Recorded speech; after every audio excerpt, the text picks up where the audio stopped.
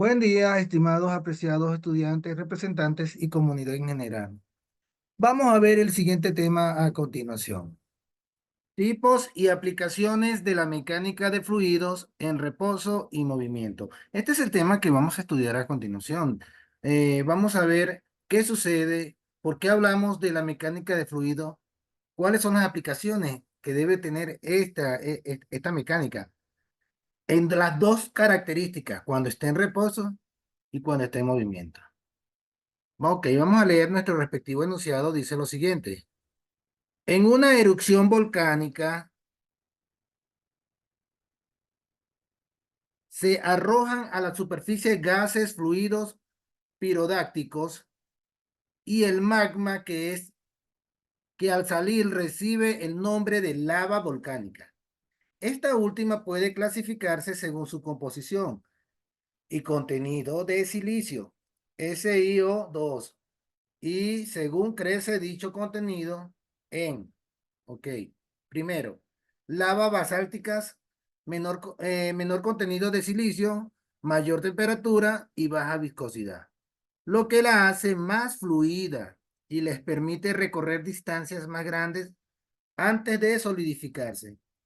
Su rapidez habitual es de 10 kilómetros por hora, pero puede alcanzar los 100 kilómetros por hora dependiendo de la inclinación del terreno.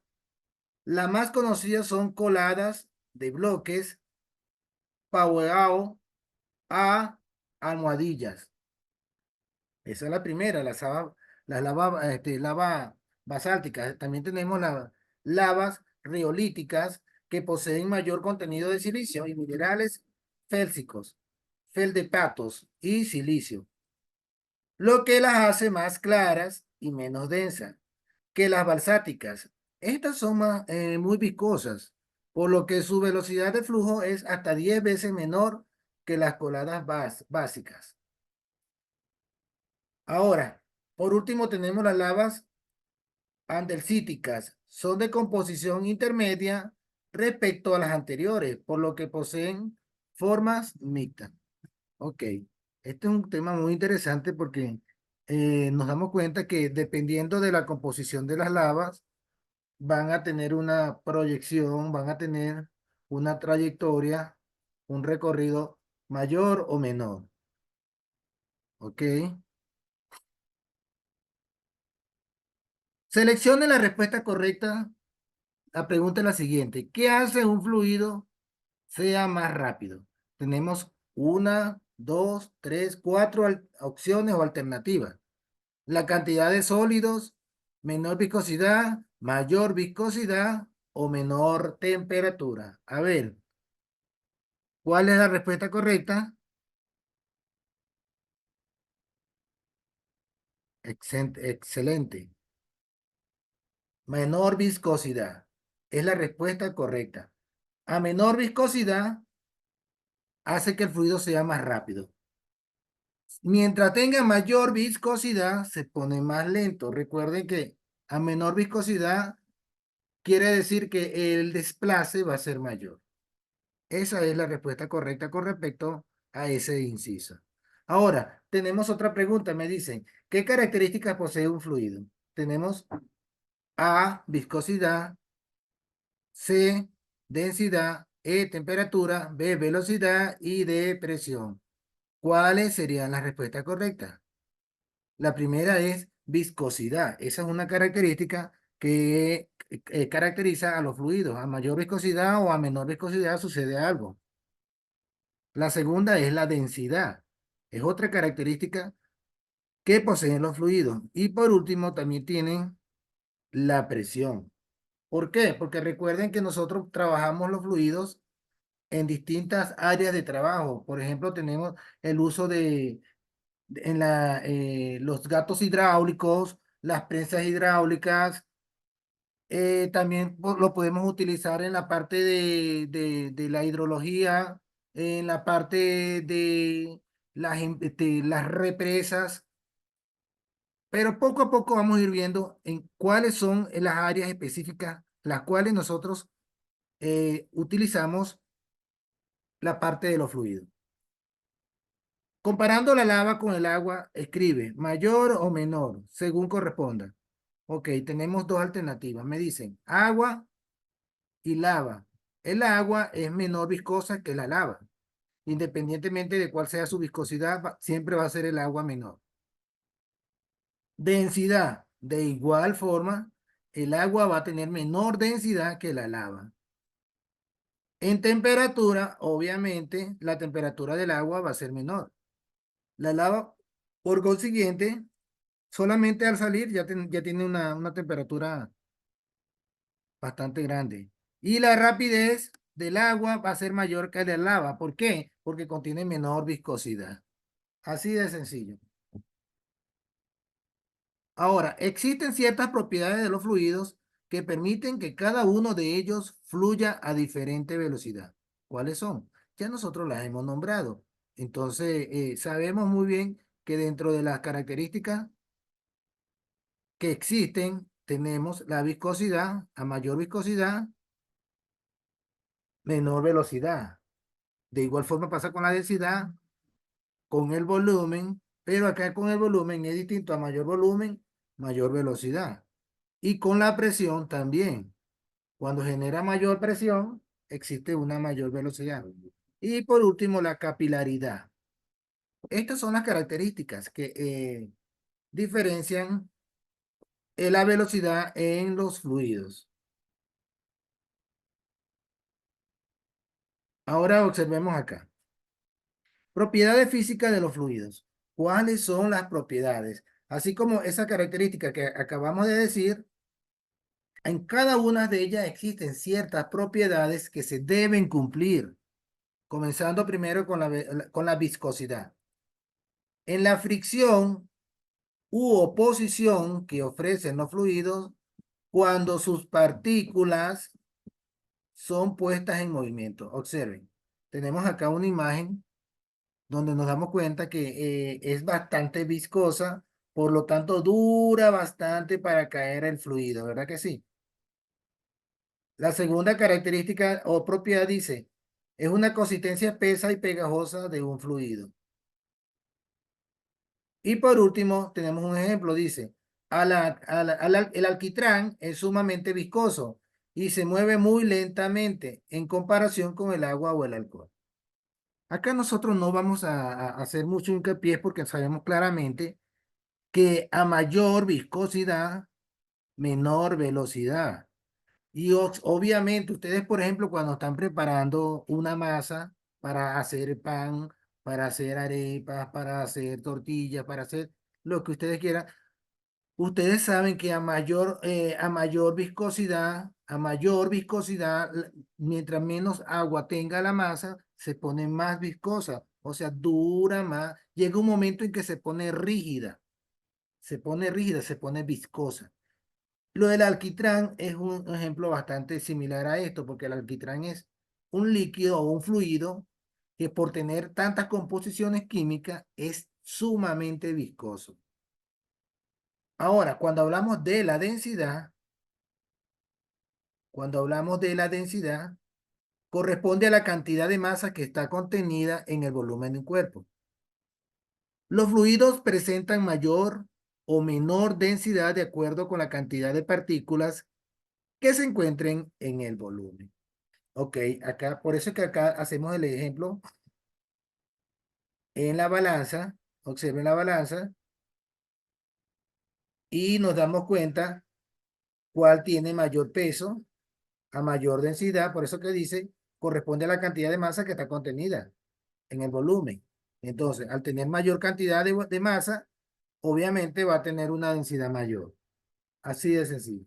Con respecto al volumen, es la cantidad de espacio tridimensional que el fluido ocupa en una región limitada, considerando la longitud, la altura y la profundidad. Ya nosotros sabemos que el volumen está compuesto por tres dimensiones, lo que llamamos nosotros largo, ancho y alto, ¿verdad que sí? Y de hecho, esa es la unidad de medida, la unidad volumétrica. Vamos a hablar de metros cúbicos, porque tiene tres dimensiones. Ahora, los fluidos poseen un volumen determinado, mientras que los gases adquieren el volumen del recipiente que lo contiene. Ah, ok. Estamos muy claros acá porque dicen, observen, los líquidos poseen un volumen determinado. Todo lo contrario a los gases. Los gases adquieren el volumen del recipiente que lo contiene. Nos damos cuenta acá, la pipeta graduada que te hace representación a un líquido y ese líquido, dependiendo del volumen que contenga, va a tener una unidad de medida o va a tener una composición de medida. Ahora vamos con respecto a la presión. Cuando hablamos de presión, ¿a qué hacemos mención? Bueno, la presión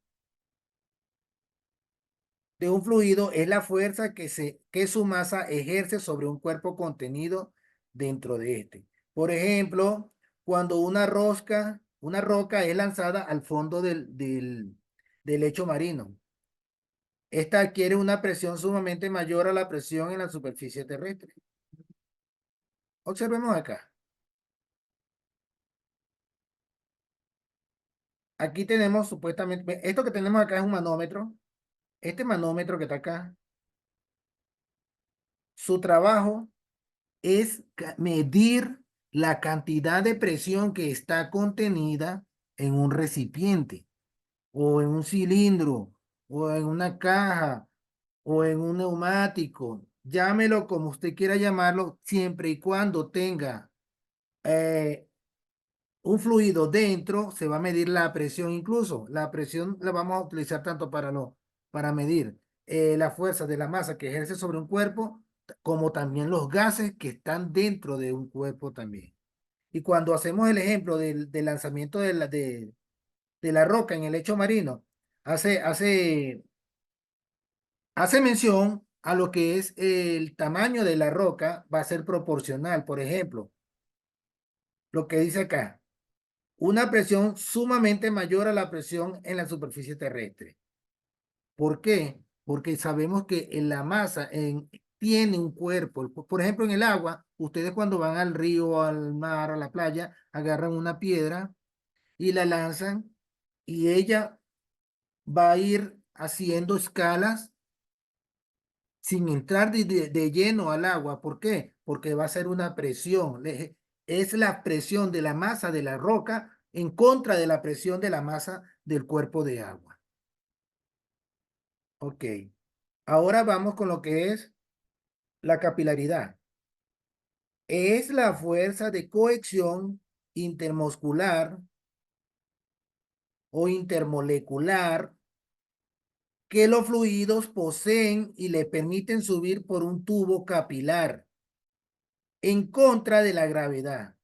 Esto se debe a la atracción interna y es mucho mayor que la atracción de su partícula por el material del tubo. En esto también influye la tensión superficial. Observemos acá.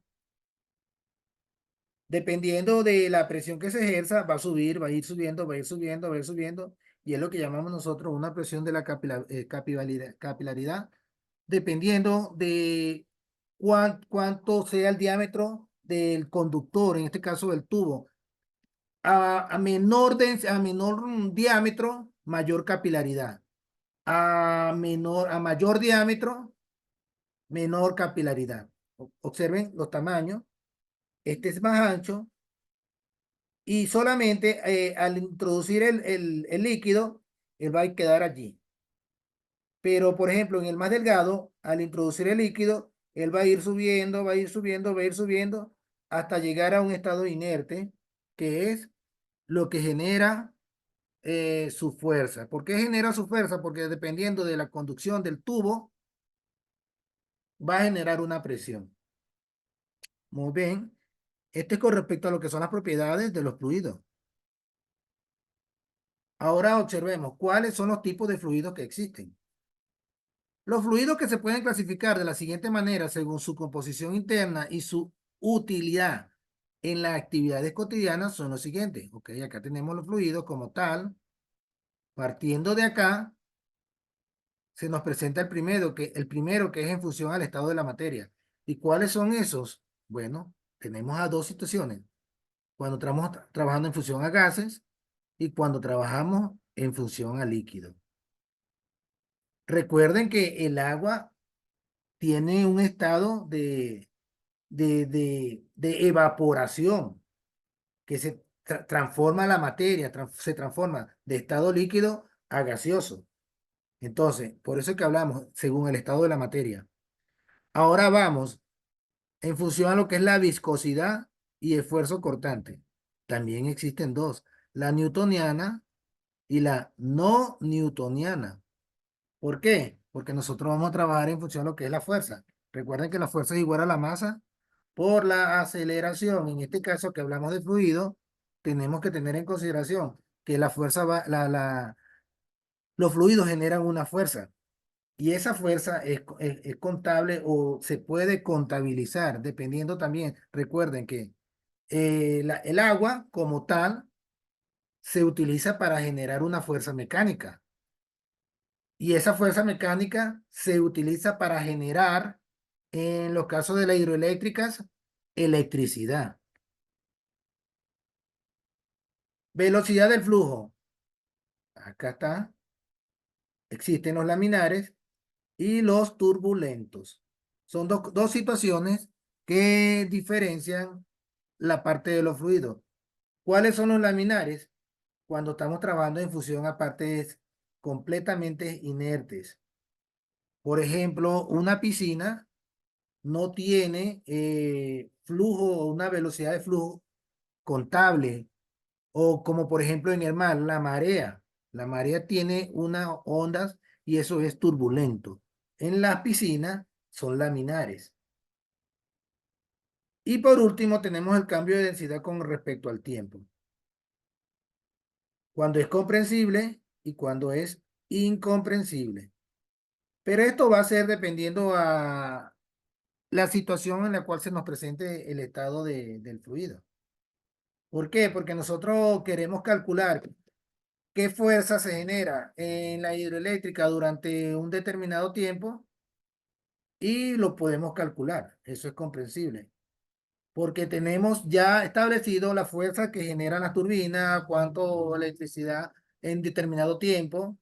Ya eso es comprensible. Ahora, ¿cuándo es incomprensible? Cuando no podemos calcularlo. Cuando independientemente del tiempo es incalculable. Ok, esos son los tipos de fluidos que se nos presentan. Vamos a ver ahora lo que son los estados de la materia, según en la materia y según la velocidad de flujo. Primero, según la materia, que era lo que le decía, recuerden que los líquidos cambian de estado. Pueden cambiar de líquido a gaseoso o viceversa, de gaseoso pueden cambiar a líquido. Entonces, por ejemplo, en gases, estado de agregación de la materia en el cual las moléculas interactúan débilmente entre sí, sin formar enlaces, adoptando la forma y volumen de recipientes que los contienen. Son altamente comprensibles. Eso es cuando con respecto a los gases y con respecto a los líquidos es muy poco comprensibles o comprimibles, con moléculas mucho más cercanas entre sí, casi como los sólidos, casi, pero no son sólidos. Eso es según el estado de la materia, según la viscosidad y el esfuerzo cortante. Newtonianos, fluidos cuya viscosidad es constante en el tiempo y siguen las leyes de la mecánica clásica y del esfuerzo cortante. Ejemplo, el agua. Era lo que le decía, nosotros podemos utilizarla para aplicar una fuerza, para conseguir fuerza mecánica y de esa fuerza mecánica podemos conseguir también lo que es una fuerza eh, eléctrica.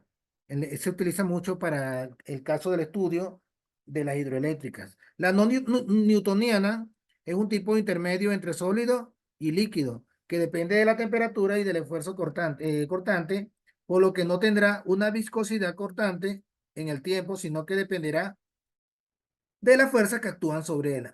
Así se somete a una fuerza repentina. Actúa como sólido. Ejemplo, la miel. La miel es, por su viscosidad, es bastante difícil de trabajarla. Y sin embargo, nosotros utilizamos la parte de la viscosidad, la podemos utilizar en la parte de lo que son la fuerza hidráulica. ¿Por qué? Porque a mayor viscosidad, mayor presión. Pero para efectos de una fuerza mecánica, como para adquirir energía a través de turbina, necesitamos que no tenga eh, casi viscosidad, por eso que el agua es perfecta. Ahora, según el flujo, el movimiento de las partículas de fluido surge en trayectorias bastante regulares, separadas y perfectamente definidas, dando el efecto de estar constituidas por láminas o capas paralelas entre sí y deslizándose suavemente. Y turbulento, utilizando comúnmente en ingeniería, debido a que las partículas se mueven en trayectorias erráticas, lo que ocasiona la trayectoria de cantidades de movimiento de una porción de fluido a otra, similares en la transferencia de cantidades de movimientos moleculares, pero en una gran escala. Un ejemplo de este tipo de movimiento ocurre en alas de un avión. Pero también existe otro ejemplo claro, que es la mareomotriz. Nosotros podemos, de hecho, aparte de la hidroeléctrica, existen en las partes donde no existen grandes embalses, se puede extraer electricidad a través de las ondas, de la marea, de la turbulencia. A mayor marea, se obtiene electricidad. Según el cambio de densidad con el tiempo, comprensibles, si se aplican fuerzas externas o cambios en las variables termodinámicas. La densidad de fluido presenta variaciones significativas de acuerdo con las condiciones del sistema. ¿Y cuándo son incomprensibles? Cuando la densidad de fluido presenta variaciones despreciables, al ser sometidas a esfuerzos o cambios variables dependiendo de la termodinámica. Bueno, señores, ya prácticamente estamos dándole culminación a este contenido. Es bastante teórico. Recuerden que la teoría es la que nos va a dar fundamento para la práctica. Si no conocemos nada de esta teoría, lamentablemente no vamos a tener éxito o resultados adecuados. Observemos acá, tenemos lo que es conocido como una central hidroeléctrica. Y en la parte superior, acá en esta parte del embalse, todo esto que está acá es el agua que está represada. Todo esto que está acá en la parte represada, este es el embalse y esta es la pared de concreto que tiene represada el agua. Ok. Una vez el agua está represada, va a bajar por un conducto. Recuerden que este diámetro de este conducto tiene una finalidad: generar mayor presión. ¿Por qué va a generar mayor presión? Por el caudal, la fuerza que se genera en el embalse por tener un volumen tan inmenso, va a entrar por este conductor y va a hacer se va a realizar una fuerza mecánica porque va a mover las aspas de la turbina. Esto que está acá es una turbina. Y esta turbina va a generar un movimiento tan rápido al pasar el agua por acá, y acá está el aliviadero, que el agua entra, mueve las aspas, y las aspas, como la presión del agua es tan fuerte, las mueve con mayor velocidad, y al tener tanto movimiento se genera lo que llamamos la fuerza mecánica. Esa fuerza mecánica entra a lo que es el generador, y al tener tanto movimiento es donde viene lo que es la energía. Se transforma en energía, y esa energía se transforma en energía eléctrica, y de ahí para adelante pasa a los transformadores. ¿Por qué tiene que transformarse? Porque viene de una manera con un voltaje demasiado elevado. Entonces, el transformador tiene el trabajo de reducir o dosificar esa cantidad de electricidad que está entrando allí. Una vez se transforma, de ahí en adelante es donde va a generar el movimiento de viaje para nuestros hogares. Transformada puede decir que puede entrar una electricidad a 1000 voltios, y acá se transforma a 440 voltios. De al llegar a los tendidos eléctricos, es lo que llamamos electricidad de alta tensión. Y esa electricidad de alta tensión pasa por todos esos tendidos, y cuando llega a las partes rurales, entra a los transformadores que se encuentran en los postal, que baja de alta tensión a baja tensión y la dosifica o la reduce de 440 a 220 o a 110 voltios, dependiendo de cuál sea el caso o la utilidad que nosotros le vayamos a dar en nuestro hogar. Pero todo esto es gracias al fluido que se genera por este conducto, por el pase del agua que entra por este conducto. Por eso que decimos que a menor densidad, a mayor viscosidad, mayor velocidad. Bueno, esta es la más importante de todas las aplicaciones de la mecánica de los fluidos. Esto es todo con respecto a este contenido. Nos vemos la próxima clase y que pasen un lindo y feliz día.